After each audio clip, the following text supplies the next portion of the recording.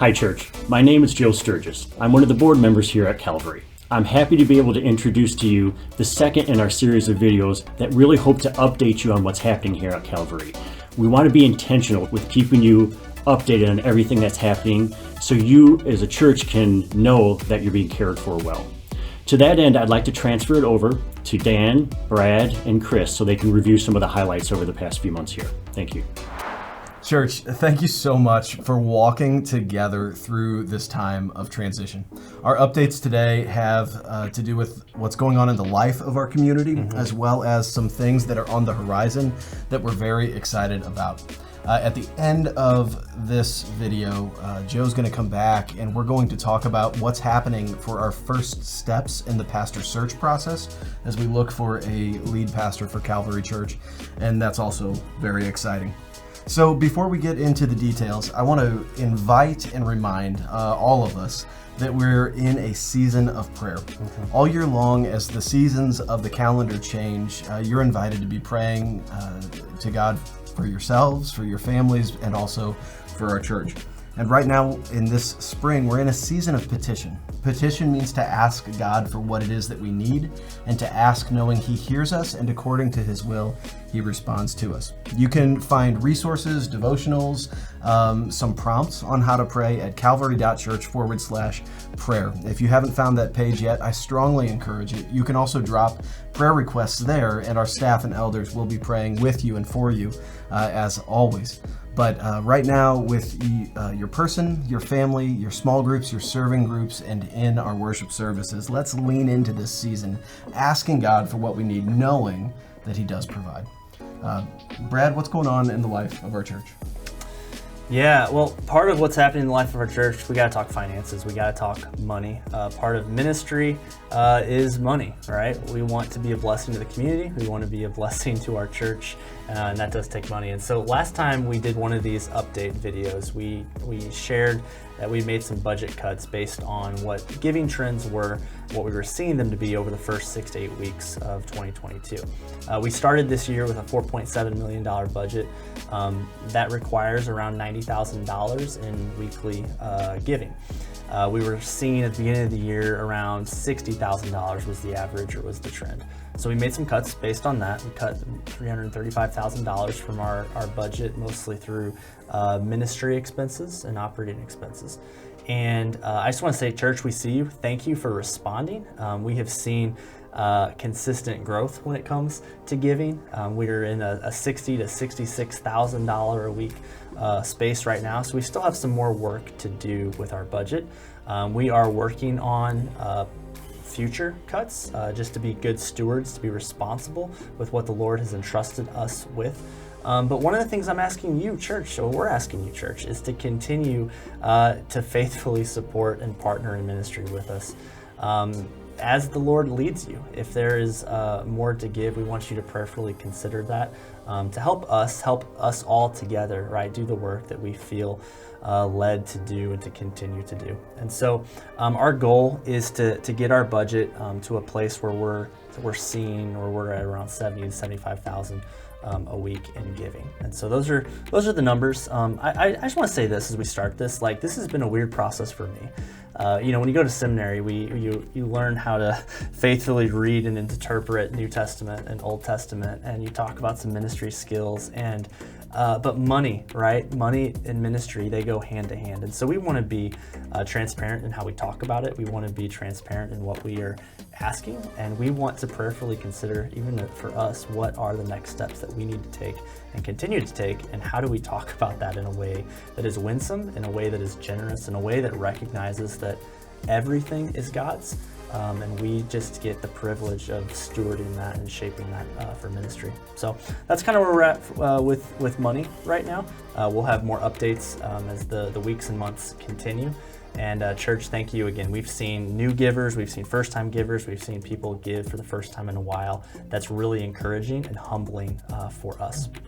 And as we talk about life of our church and our community, Chris and Dan, you guys, campus pastors, you're in it every week, you're interacting with people. What are you seeing and feeling and experiencing with attendance and just general energy of the church?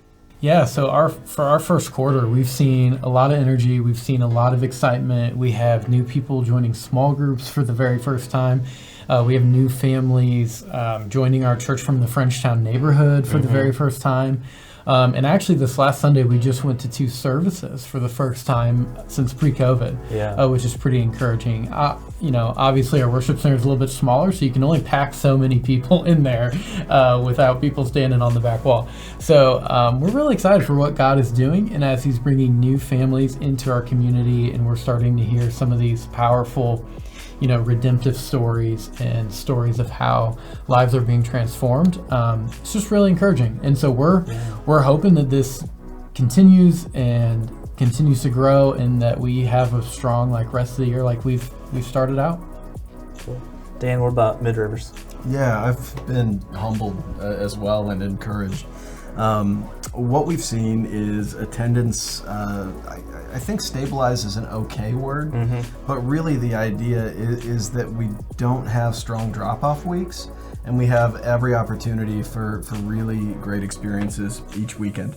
So we're seeing attendance on par with middle of the year trends from last year.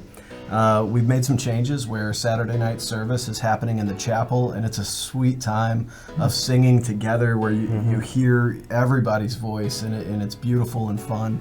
And on Sunday mornings, the atrium is full, and the time between services isn't enough time for folks hanging out. I'm personally getting to experience guests who are loving their first experience here and coming back, and some of them even settling in. And if that's you, we're so glad you're part of our community and walking with us in this time. So I am thrilled. I almost lost my voice this last weekend, which was a problem because I was supposed to be preaching, but I was singing so much in the first service and then preaching. I got to the second service and thought, my goodness, I can't sing right now, or we're not going to have much of a sermon. So that's exciting to me. Yeah. That's the kind of community that I love being a part of. Well, and Caleb and Matt have just done such incredible jobs at shaping worship services throughout a season that's been very full of potential distractions. And that's been an encouragement. It's been a blessing to me, and I think many others as well. In the weeks and the months coming up, we have a lot of just really fun and cool ways that we're hoping and expecting people to be able to continue to connect. And so we have, first let's just say it, Easter, right? The weekend of the year coming up. Chris, what do we have from a teaching standpoint? What are we focusing on this Easter? Yeah, so Easter is around the corner, and this year we're going to be focusing in on what are the implications of Easter.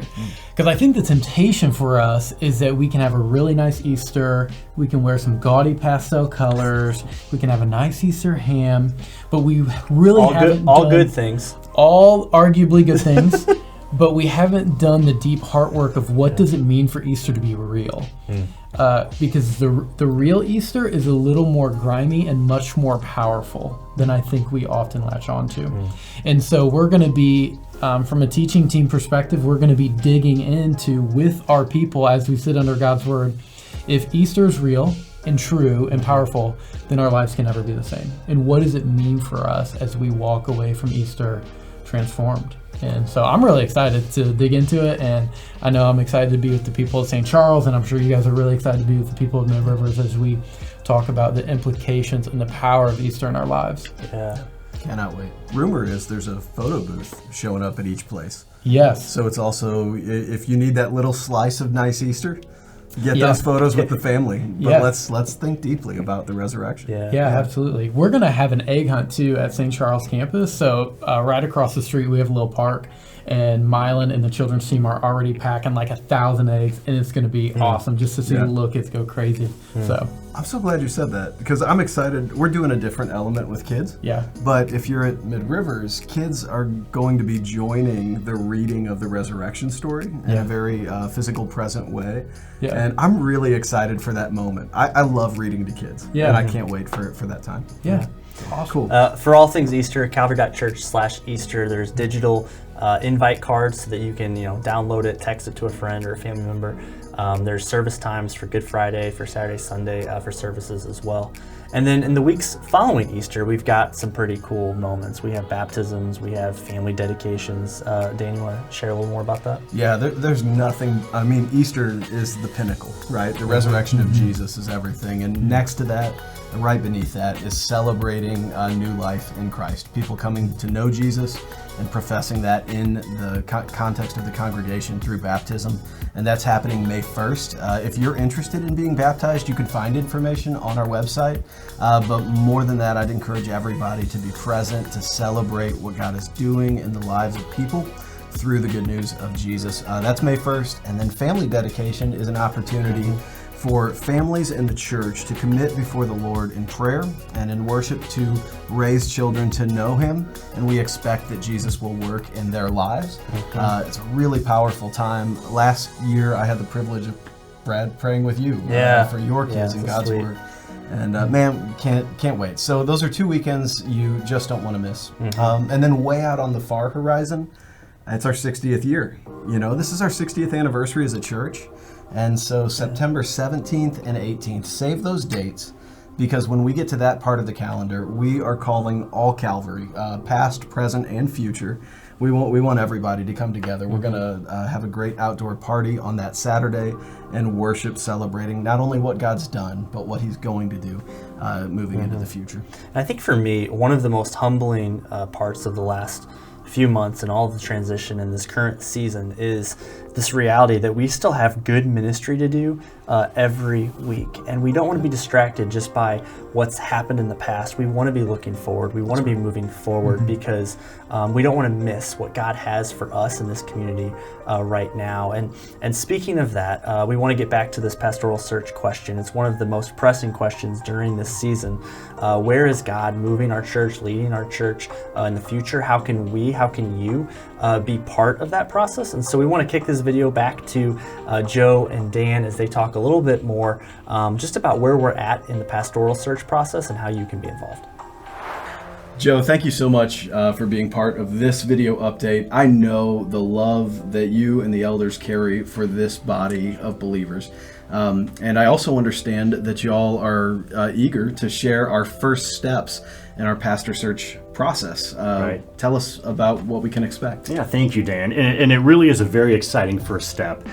We have, as a board, decided to utilize the services of N.L. Moore. All right, and N.L. Moore is a company, they've been around about 15 years, made up of believers whose sole purpose and passion in life is really matching the right pastor with the right church. All right. Good.